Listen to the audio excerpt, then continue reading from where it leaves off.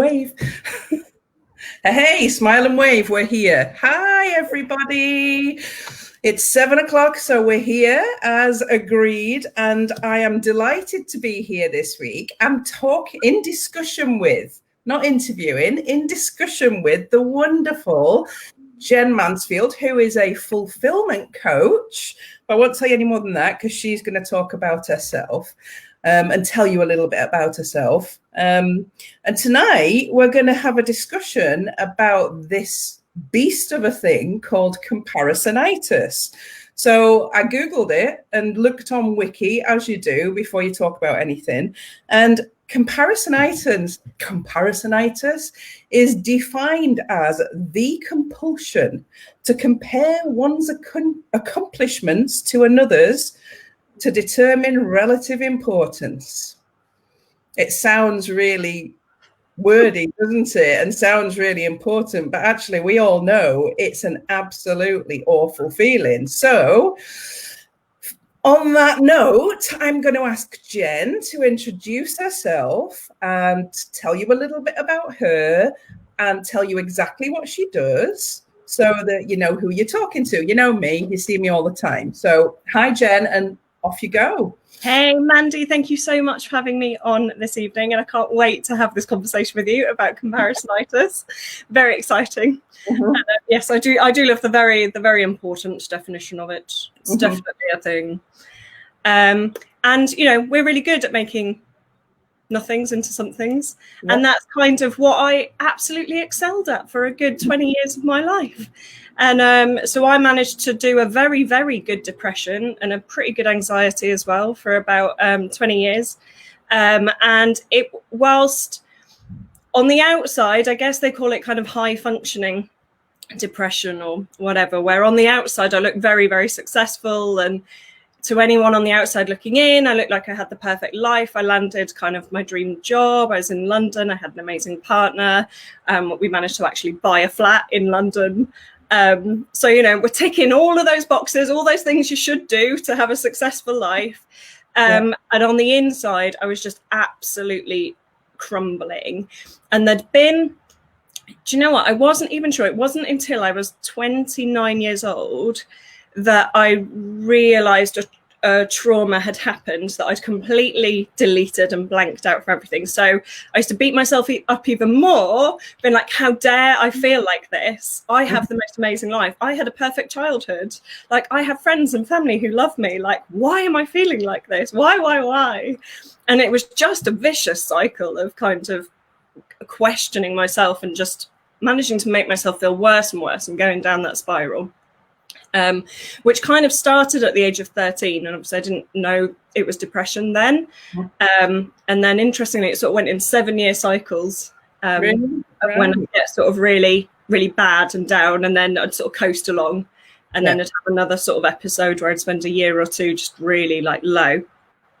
And so at 28, I got to a particularly good low point where my partner and I had just bought our first house together. And should have been celebrating. But instead, I'd been signed off work because I'd literally just had a breakdown in work. And they were like, you need to go home. Wow. Sort of went home shaking like this. And I was having CBT, so cognitive behavioural therapy. I was on antidepressants and that kind of thing. Well, actually, I wasn't on antidepressants that time. And my husband had said, have you been to the doctor? And I said, there's literally no point. And he was like, come on, like, you've got to take care of yourself, like, go. And he was like, I'll go with you.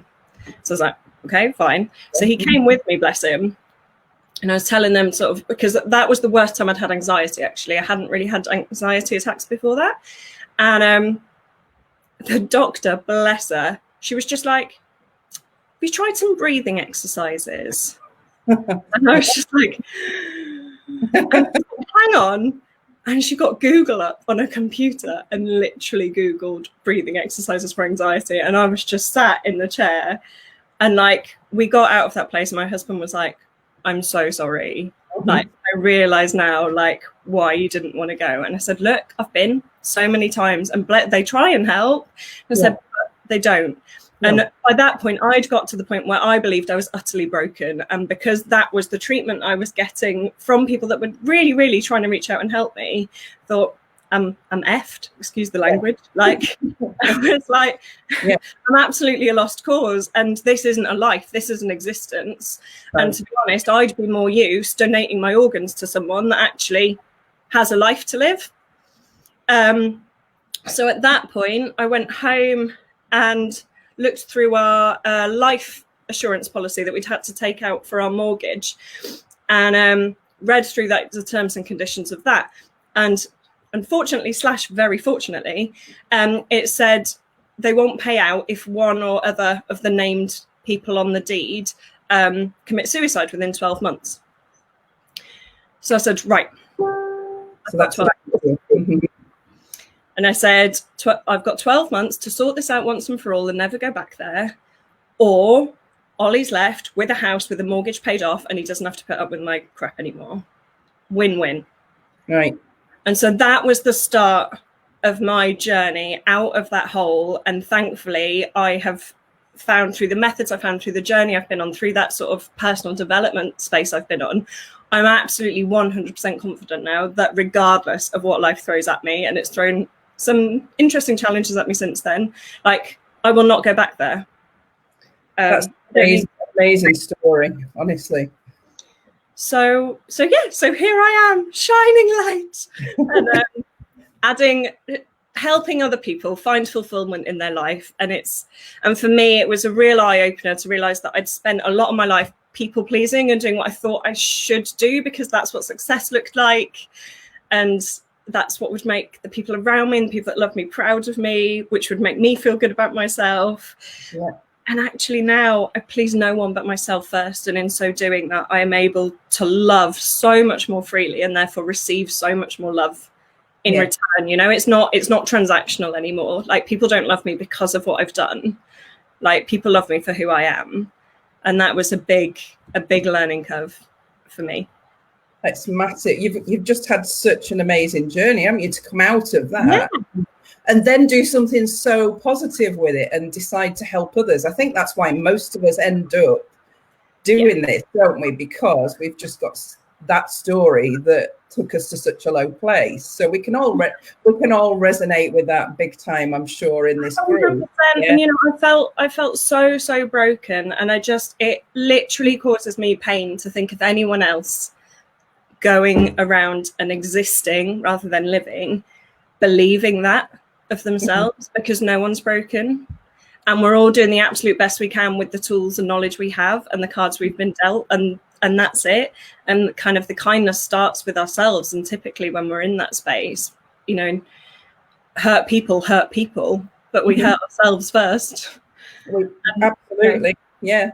And So tonight we're talking about comparisonitis, and I know that I have had my fair share of comparisonitis over the years, particularly being in the creative space, who seem to have it times 10 because they compare, you know, you draw a picture and you then look at somebody else's and you think, that's shit compared to that one. And I've suffered with it for years.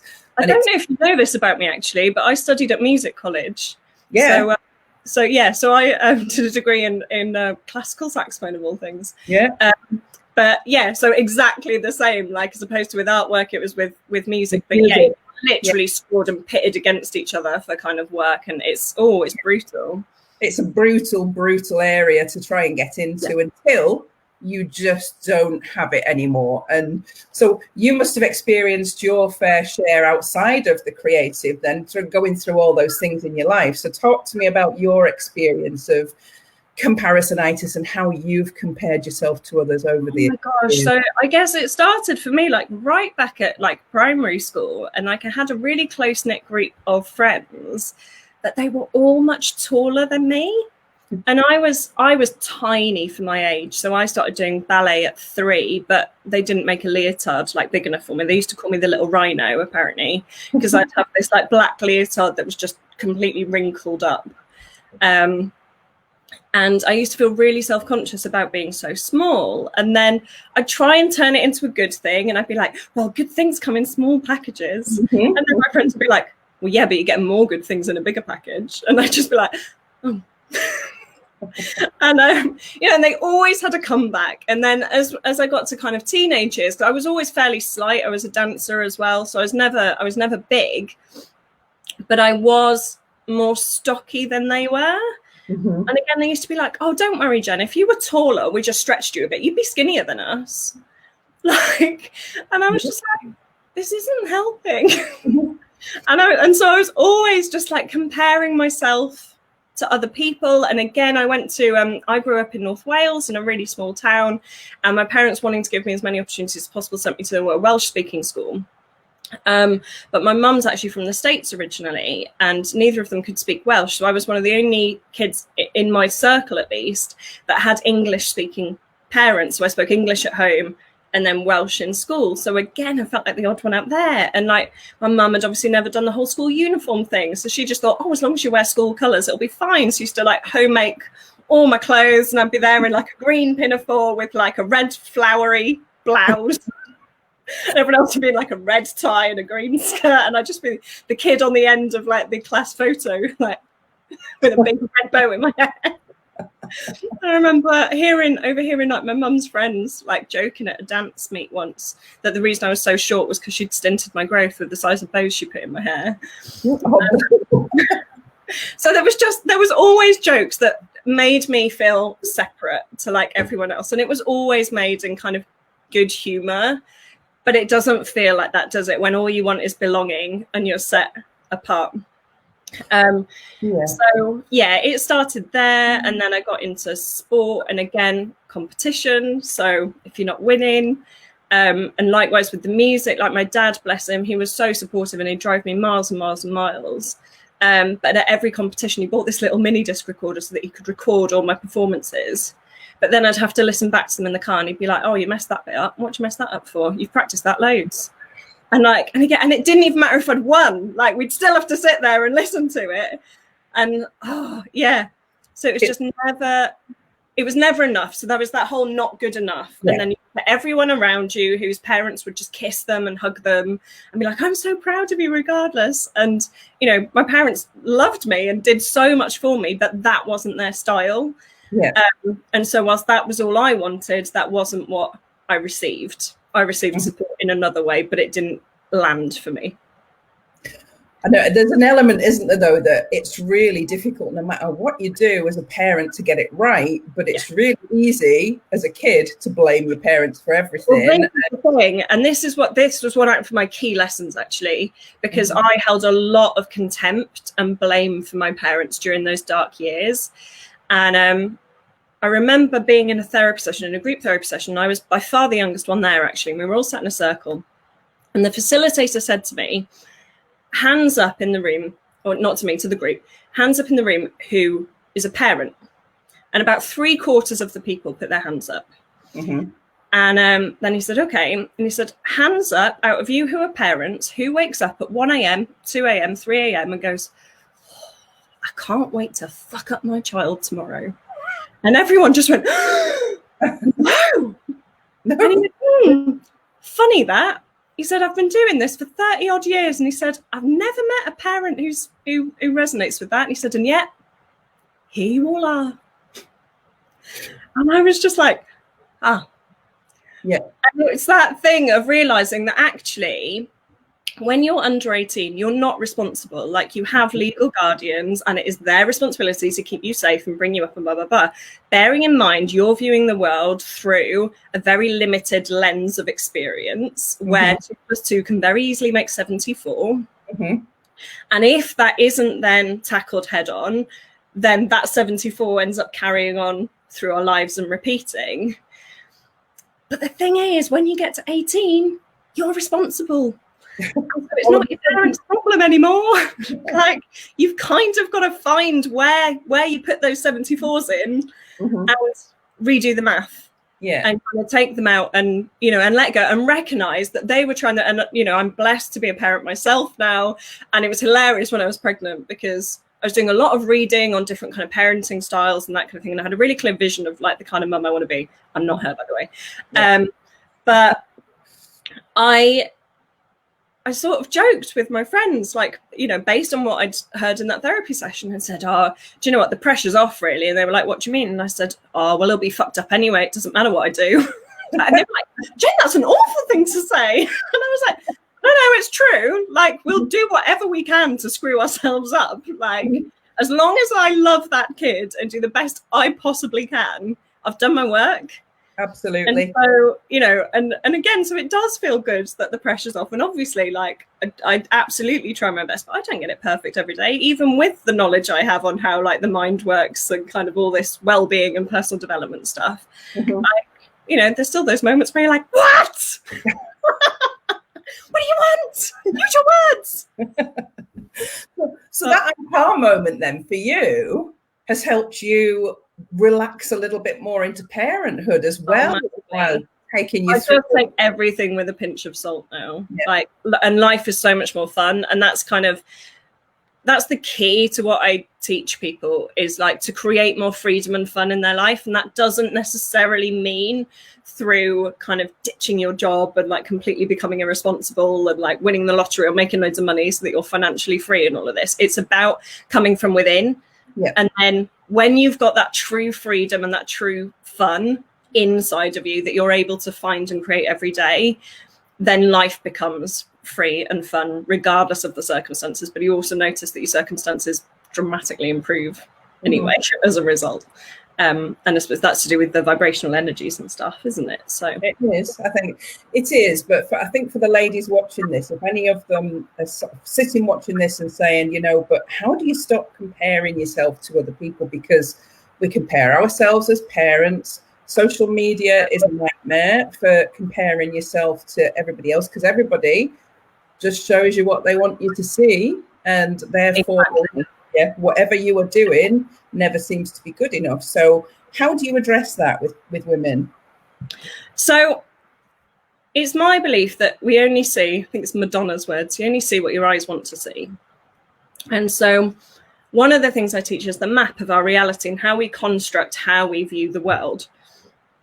And so at the very center of that map is our identity, our I am statement. So however you would complete the sentence, I am. And obviously we've all got multiple identities, and they depend on the people we're with, they depend on the context we're with. We're probably really different with our parents to we are with our in-laws, to we are with our friends, colleagues, whatever. But in order to support and uphold our I ams, we then form a set of beliefs and values around them that reinforces that I am statement. And that is when we're at risk of putting ourselves into a box. And the key is to be able to be completely flexible and fluid in our identities, which is what as humans we're designed to do, but it's what as society we're being prevented from doing, because we've all got to fit in a nice box and be able to tick the right boxes in the right forms, etc., etc. And so that really is the first like red light of where comparison comes in. But the thing is, if we encounter anything that challenges one of our core identities or our beliefs and values, it was Noam Chomsky that said it back in the 70s, there's no such thing as reality, because each of us are generalizing, deleting and distorting all incoming information to fit our model of the world. Hence you only see what your eyes want to see, or you'll only see what you believe to be real, but just because you see it doesn't make it real. And that was a real big learn for me as well. And it did take me a little while to kind of grasp that concept. But when I did, I was like, okay, so I'm never even getting like a fraction of the story here. And that's kind of exactly like in social media now, where like you're honestly, guys, you should have seen me like half an hour before this call. Like I was so sweaty, like mascara was down here. Like I was on a call with the camera off going, I'm just putting my face on. But yeah, and again, it's that bit of we only show the best parts of ourselves to people. And I'll say probably the best thing maybe that came out of therapy for me was this, what I call like foot in mouth thing, where I just say stuff as they are. Whereas before I really struggled to verbalize anything and thought it wasn't okay to like speak my opinions. Like kind of gone a bit far the other way now. I'll like be in a restaurant and be like, oh, I'm just popping for a wee. And everyone's like, we didn't need to know that. You could have just excused yourself. Sorry. But it's that being comfortable enough in yourself that you can just be. And I think that's what we've lost as humans. So we've turned way more into human doings than human beings. And you don't see a rabbit is never sitting in a field going, am I being the best rabbit I can be? Because it's too busy being a rabbit and doing the things rabbit things do, which are quite fun. You should try it sometime. So yeah, we overthink. We've got a huge tendency, particularly these days, and I think even more so in lockdown. We've got too much time on our hands. Bad thing. Stay busy, people, because it keeps your mind active and busy. And it's when you go in your head. And I remember I had a friend who, she was basically the one that started me on this journey of personal development. She basically said, I'm not going to be your friend anymore if you don't sort this out, because you're not very fun to be around. And I was like, oh, all right, bitch. Okay. But she used to say to me, she'd like see me kind of going like, and she'd be like, Jen, get out of your head. Get out of your head. And I was like, what are you talking about? I am out of my head. What are you on about? She was like, Jen, stay out of your head. And I didn't understand what she meant.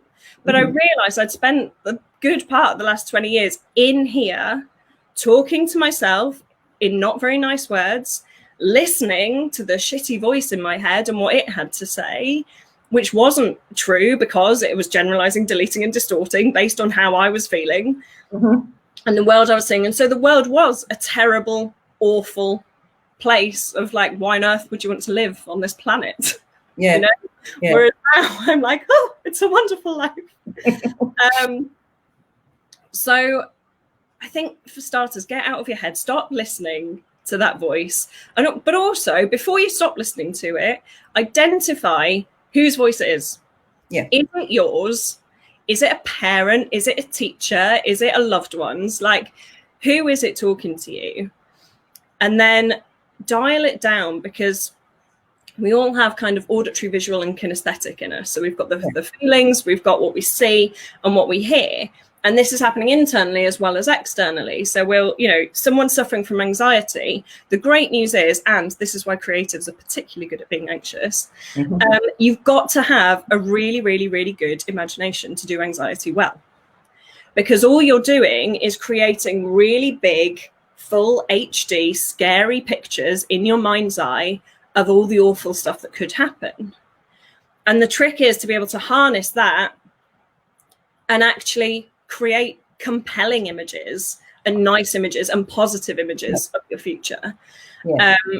So we kind of think, and I have clients that still speak like this, and I chuckled the other day on a client call because it reminded me of me. I was like, it's my mind, it's my subconscious. I just can't. I was like, who is this subconscious? Like, it's like, it's part of us. Like, and yet we kind of let it run away with us and think of it as a separate entity. And so we don't take responsibility for it. And my big thing is, like, when we take responsibility, we become responsible and able to respond. But as long as you're in your head talking to yourself about how awesome everyone else is out there, then you're not able to function to your highest potential and ability. In fact, you're not even functioning at all, really, because you're just in here in zombie mode chatting away. And so on the outside, you're a bit like, so number one is just stop it. Just don't do it. That's the answer.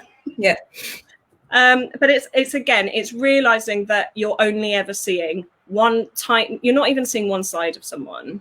You're seeing like a microcosm of that person's life, and whether that be on social media or whether that be in real life, you still don't know.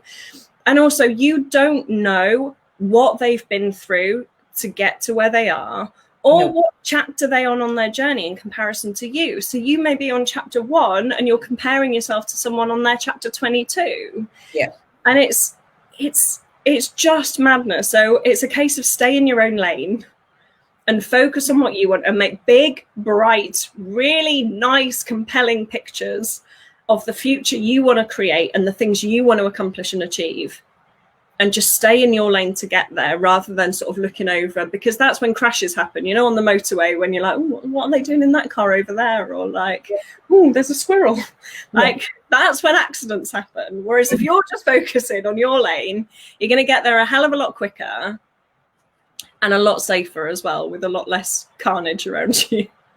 I think I love that. You know, I want to pick up on a couple of things there, because you're right about creatives, and I think that's why so many creative people, if you look at the music industry itself and how many of these wonderfully, and actors as well, these wonderfully creative, talented people that just can't live with themselves because there's this inner voice of comparisonitis and thinking they're not good enough. Robin Williams, for one. So many that have left this earth way too soon, that were so talented and so amazing and couldn't see their own brilliance for this big voice happening in their head, creating these demonic pictures of society, themselves, and the people around them. And I think we've all seen it and felt the grief and the loss of not understanding why this person could not continue with their life because of the pictures that they were creating for themselves. And I'm a creative, and I don't have that, because there's a side of me that's also left-brained, that's trained. So I have this really weird thing for a creative where I can be both, and I've got this logic, and I'm a Libran. So amazing. Yeah, I'm also a Libran, so I think inherently I'm quite balanced. But then that happened because of the role models I had in my life from my dad. But then I married Gary, and here was this man given this death sentence at birth when he was born with cystic fibrosis, and then given a lease of life 16 years ago with a transplant, who just got up every day and lived and didn't give a flying feck what anybody thought of him, what anybody, he just lived his life in his lane and enjoying every single moment. And that for me was like, I watched him for 7 years thinking, oh my God, this is it. Yeah, this is what life is.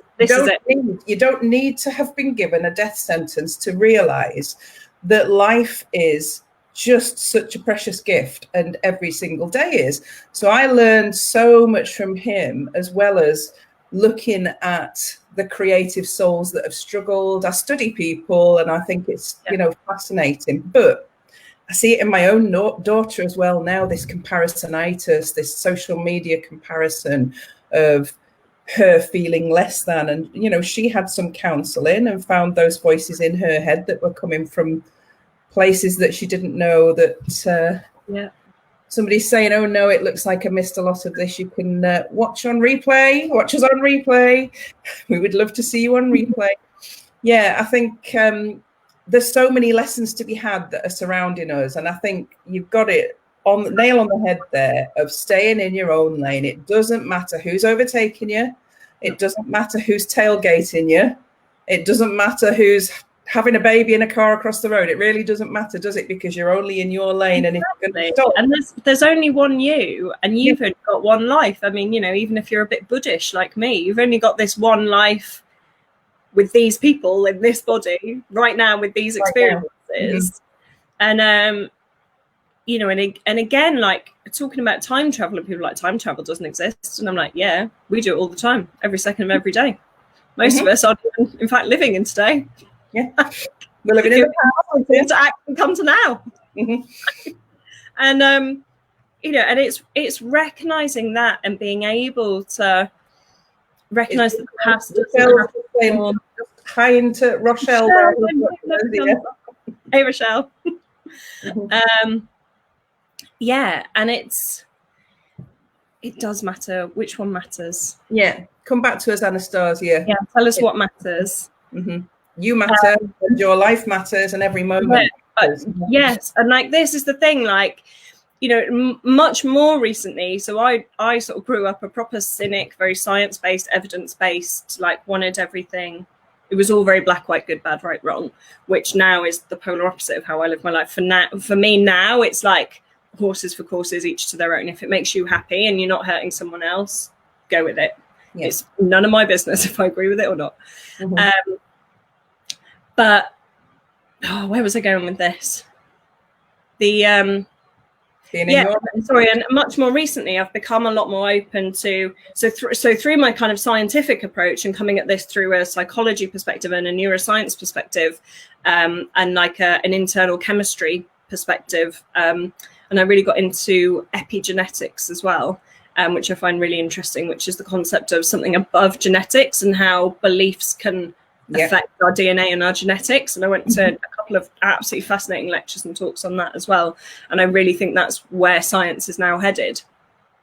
But through that kind of path, I came to like quantum physics and was fascinated by that. And suddenly, things aren't so black, white, right, wrong, good, bad. Like there's a lot more wiggle room. And, and this concept of kind of energy, and, you can't deny, like, no matter how science-based you are, that there is energy and matter. And like, that's what everything in the universe is made up of. And I've come to believe over probably only the past 18 months, in all honesty, that, well, if energy is energy and cannot be made and cannot be destroyed and only transformed, then we are all of one and the same energy. And that brought me personally huge comfort when we lost my mother-in-law early this year. And, and we were lucky enough to have her, to be with her when she passed. And, and I said to her, like, just remember, like, you will always be energy. You're always going to be here. Like, we're never going to forget you. And you're just like a butterfly. I was like, you're just leaving this vehicle right now. And that's okay. Like, because now you can be everywhere and you're not stuck in a vehicle that's not working for you anymore. And so, it was very comforting in that sense, but also it's realizing that we are all one of the same originally, but we're all kind of fractals of that light that are unique expressions of that. So I like kind of thinking of it as like one giant prism, and we're all like, a beam of light coming off of that on our own kind of trajectory and our own course with our own color. And it's our uniqueness that makes us so valuable to this massive jigsaw puzzle of energy. And without any one of us, like, things are thrown out of alignment. Yeah. And so that, again, just want to pick up on that. So important that we are all this unique piece of art. To me, if I'm describing it as a creative, we are this unique piece of art that has huge value to the universe. And without us, it wouldn't be the same. Each and every one of us. And we're already a masterpiece. It's not about creating ourselves as a masterpiece. No. But, we're the piece of art, but we're also the painter, and we're also the observer of that piece of artwork, all in one. Yeah. And, we can decide to scrub out that canvas and wipe it clean whenever we like and paint a new masterpiece of ourselves. Like, just because we had one idea of what life should be and who we should be, at any moment of any day, we can choose again. I've said that to my children all the time, is that, the canvas belongs to you. You have full control of the canvas. At any point in time, you make the decision to put the paint on that canvas. And I have reinvented myself so many times, and probably will again, because actually I just go with how I'm feeling. And that's a gift. And I talk about this with my clients all the time, about their unique area of genius and how they bring so much to this world, and that they've got to lean into it and really embrace it. And it doesn't matter what Mrs. Jones next door is doing at all. It makes no difference whatsoever. Like, you do you, and you shine your unique light just as you are. And I appreciate that when you're not in that space, it can be a very difficult place to kind of comprehend. And there's a journey to get there, and that's what I help women do, because it took me, well, probably the best part of 5 years of kind of really, really kind of working on myself. And I'm still not a done piece. Like I said, we're never a finished piece. But I'm now, in a place where I'm very confident and happy with myself and feel very free to go forward. And like you say, reinvent myself as and when, and not be confined by either my own ideas about myself or other people's ideas about me. And I know, like, sometimes I think my friends feel a little bit like, oh, like, who's she going to be today? Because then they're never quite sure kind of how I'm going to turn up. But to me, that's that's a real strength, because I like comparing it to like an oak tree versus a bamboo, you know, and an oak tree is kind of strong and it can stand for years and years and years. However, if a storm is bad enough, it will snap and break and fall. Whereas a bamboo like doesn't look like anything very impressive, but you know, a helicopter can land on it and it can literally like bend flat to the floor and pop back up again. It's flexible enough to be able to take any force that's applied to it. And that's the thing, I don't believe any of us are dealt anything in life that we're not strong enough to cope with. You know, and it's about learning. And again, this was a big one for me, was with any challenges and struggles that come, it's about really starting to actively look for the lesson in each of those, because you'll also find that a lot of things repeat. So whether you constantly find yourself in toxic work environments, or that there's always like someone better than you at work that always gets the promotion regardless of your job, or you know, you always go for the same type of bloke, or you always end up skinned, whatever it is, you're being continually dealt that lesson, because it's going, here, learn. Yeah.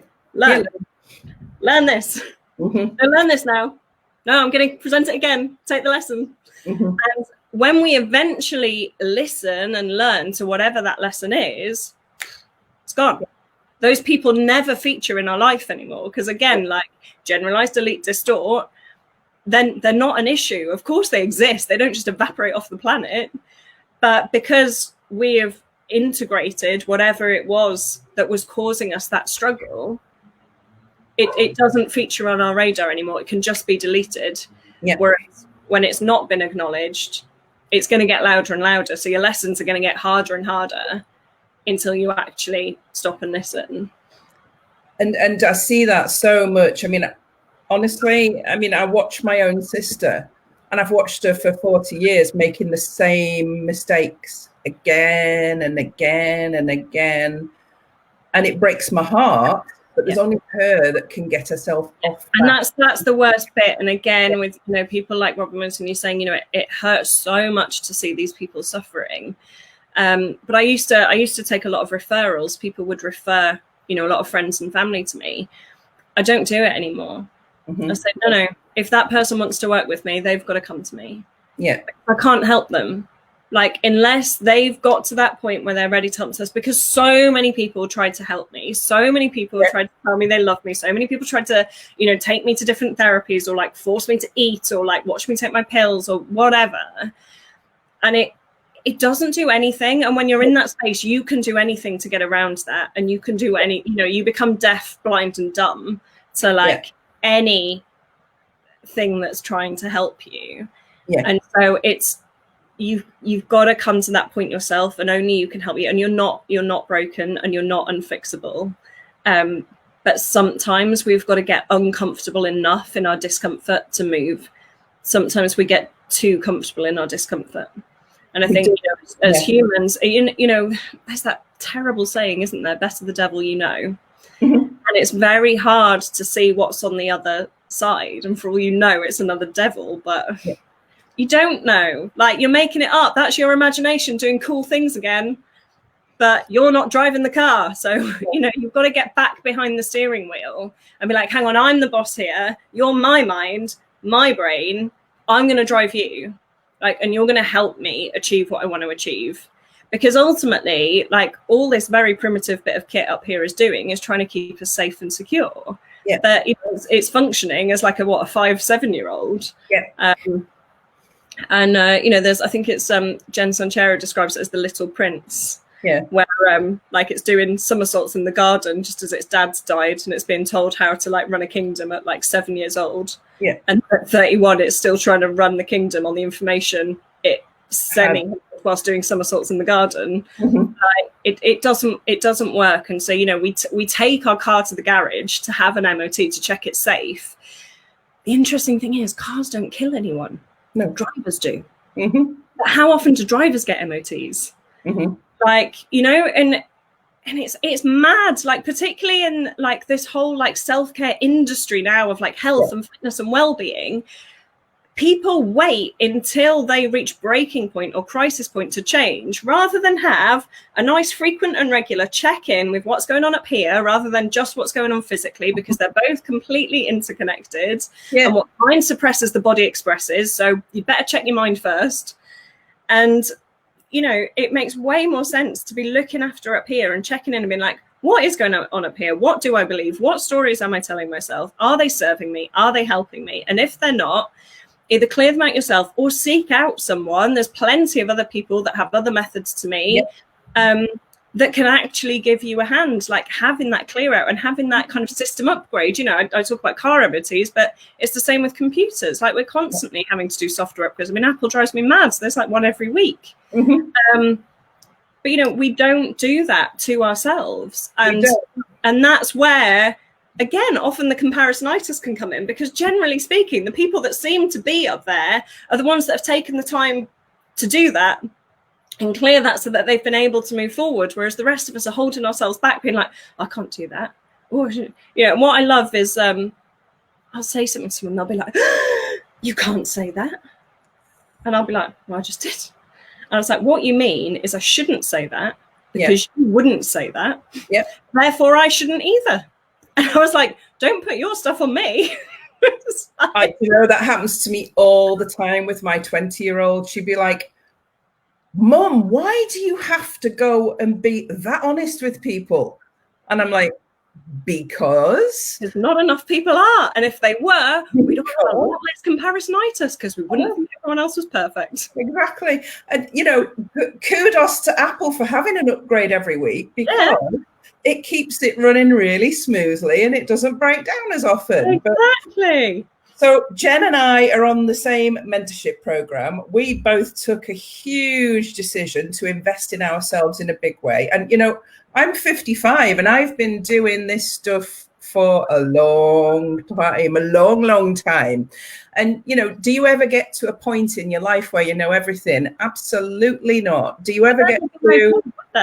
Yeah, you ever get you don't ever get there. I'm 55, and will I still be working with a mentor in 5 years' time? Probably, because actually I love learning things about me. I loved what I learned from being married to Gary. I love what I learned from having my children. I love my autistic son. Is the most, honestly, autism is a great thing, because it's black and white. You know, if you ask him if your bum looks big in this, you're going to expect to be told yes. Right? That's just what's going to happen. And that teaches you a lot as well. This lack of care of whether the honesty impacts on other people, because he doesn't understand why, because it is just what it is and he feels just how he feels. And that teaches you a lot also. I think we can learn a lot if we look around, but I do really, really recognize, and this is why this group was formed. When Sarah came to us with the napkin idea and we had coffee with her that morning, we didn't know what the bloody hell she was turning up to ask us to do. And she said, I want to create a group that helps women that feel like there's nowhere to go, and give them a path and give them some ideas and share some skills and share some advice and share some information and help them on this path to recovery. We've become like so separate. I mean, even before COVID-19, you know, we've become so separate in our lives. And there was a realization I had, I think it was early on actually in the lockdown, that I suddenly realized so many of us feel lost. And so we turn inwards and search within ourselves for that missing piece.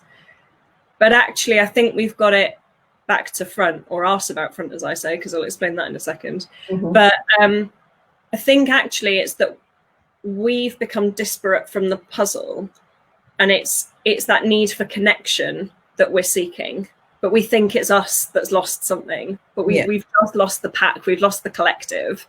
And so that's why groups like this are so incredibly valuable, because they bring us back together where we belong, because we are that one energy. And whilst we're all, you know, those unique, like absolutely fundamental parts of it, we're one, and we're supposed to be one. And the world we're currently living in does not support that ideology at all. And so it causes, particularly those of us who are big empaths, or big kind of philosophers, it causes us a lot more suffering. Because it's that disconnectedness, but we're not even aware of what we're disconnected from. We just feel disconnected. But again, with the arse about front thing, and I like to use this analogy because lots of us do things like this. So for example, you know, I help people find the fun and find the freedom, and they're like, oh, I'll have freedom when, and they put outcomes on it. And I'm like, no, you've got it back to front, because you're never going to feel free if that is tied to an outcome. It's fundamentally impossible. But when you've got things asked about front, you tend to find yourself walking through shit quite often. And more often than not, it's your own shit that you're walking through. And there's a reason that we were designed with our bums behind us.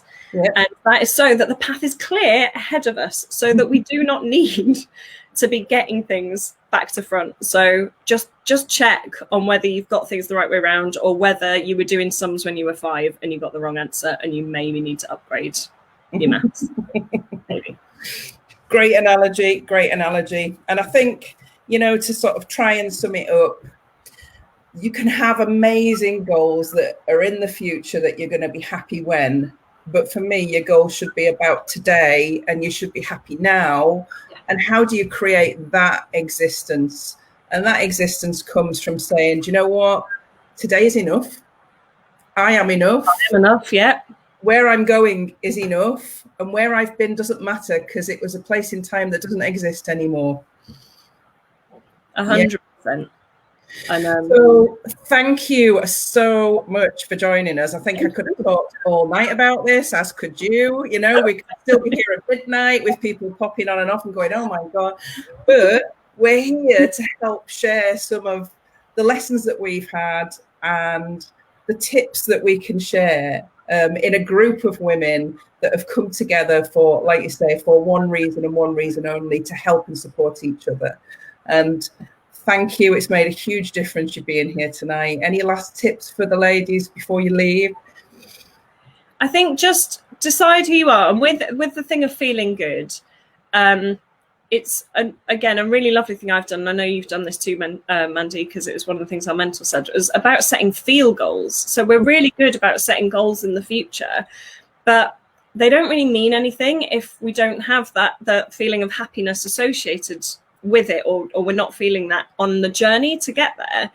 And so set some goals of how you want to feel every single day, and then write yourself a list of the stuff that makes you feel that. So for example, one of mine's like happiness, and that's like blue sky, warm bubble baths, hearing my son giggle, like having a laugh with my husband. And so it's making sure, okay, I can't guarantee blue sky every day. I live in the UK at the moment. But, you know, I can like run a bubble bath, or I can listen to some of my favorite songs, or I can make sure I make the time to like play with my son and hear him laughing. And it's bringing that chemistry up, because every feeling we have, every emotion is energy in motion. And, you know, particularly, so I remember when I had depression and they said, you know, oh, it's a hormonal imbalance. And that for years has been like the general like definition of depression, is it's a hormonal imbalance. I'm like, well, what's causing the hormonal imbalance? Like, no one's looking at that. They're just popping you pills to get your hormones in balance again. But I'm like, but surely they're going to go out of balance again, because you haven't told me what's causing the imbalance. Like, it's basically still treating the symptom. The depression is only a symptom. And these hormones are essentially emotions, like regulated. And so I like to look at it as like, you know, those little like wooden racks of like test tubes you got in school. And if you imagine you've got a set of those, and they're just water, and each one represents a different emotion that you've got. And then you've got food coloring. Okay. And you can have a color for anger, and a color for joy, and whatever, fulfillment, enoughness. And every time you have a thought, or you say something, or you have a feeling, or you conduct a behavior, you're dropping a drop of food coloring into one of those test tubes. And it depends which ones you're dropping in most frequently as to what your physiological chemistry is going to be. And then you end up, if you do it over time, you end up with a new set point homeostasis. So you're going to wake up and naturally just feel like that every day, unless you're consciously making an effort to top up and change the dilution and the concentration in those other test tubes. So, you know, for example, if you had a day 20 years ago where you got a real bollocking from your boss and it was really not a pleasant experience, and you went home and you talked to your husband about it and you had a good cry and he was like, gosh, that was really awful. And then you went to the pub that night and you talked about it to your best friend about it, and she was like, yeah, like, poor you, that's a really bad day. And then the next day you ring your mum and you tell her what happened, blah, blah. And every time you're topping up that like not good enough or feeling rubbish thing, and suddenly that one event becomes a mood, and then it becomes a temperament, and then it becomes a personality trait, and all of a sudden you're 20 years later, 5 jobs down the line, and everyone's like, don't talk to Sandra, she's a proper moody cow. Yeah. All it was that you had one bad day 20 years ago that you continued to relive and feed that chemistry, so that just became you and your being. And again, like we said earlier, choose again. It's never too late to choose again. And, you know, you just start 1 drip in the happy pot, 2 drips in the happy pot. And, you know, and it's by setting those feel goals and finding the things that make you feel that now, not in the future, right now. And they can be really, really simple, basic things. And things like mantras and affirmations and all of that, they all count. And it's just, you know, it's consciously choosing, because everything we did start off with was conscious until it became unconscious. And, you know, we live 90% of our lives unconsciously. And that's what's terrifying, is most of us are fast asleep on this planet. Hello. You know, and luckily for, you know, people like us who've had a good slap in the face and woken up a bit. And now we just want to go around slapping everyone else in the face, going, you wake up too, it's great. When you're awake. When you're awake. Yeah, it's fabulous to be awake. It is. Thank you so much, Jen. You've given us so much to think about tonight. I can't wait to interview you on my business page in a couple of weeks' time. But thank you. Getting more succinct. It's fine. Honestly, I love it. It's great. And people will have watched up to where they want to watch to. And if they've enjoyed it, they'll come back on. Take what they need to take and hear what they will. They will. And that's why we do it. You know, at the end of the day, they'll pick out the bits that they need to. So thank you very much. Goodbye to all the ladies. It's been a joy, as always, talking to you. And I will see you again next week. Bye, Jen. Take care, guys. Bye. Thank you, Mandy. You don't have to go.